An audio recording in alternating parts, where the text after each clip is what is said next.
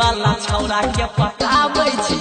गे स्टेज पर ठुमका लगाबै छी गे डीजे वाला छौरा के पटाबै छी गे। Presented by Bullet Music Rajdhani DJ Govind Bihar Govind Bihar या स्क्रीन में जैसन छलो तोहर गाल गे बिना तो खैले हम जइबौ नै माल गे बेसी दिन तना पे हे गे छौरी ना भागी डीजे वाला के हम मानै छी कमखी मानै छी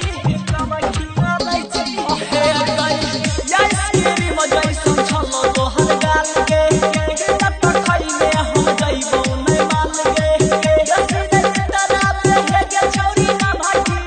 डीजे वाला के हम मानै छी कमखी मानै छी बेसी करने बम बम नै ते झाड़ी देबो हम बेसी करने बम बम नै ते झाड़ी देबो हम हंस हंस के मन फदिया छी गे स्टेज पर ठुमका लगाबै छी गे डीजे वाला छौरा के पटाबै छी गे स्टेज पर ठुमका लगाबै छी गे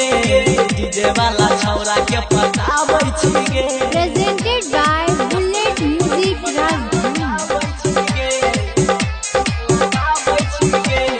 DJ Govind Bihar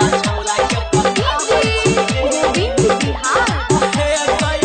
घगरी उठाबै छी नै छौ ज्ञान गे बेसी तो डीजे वाला दिस छौ ध्यान गे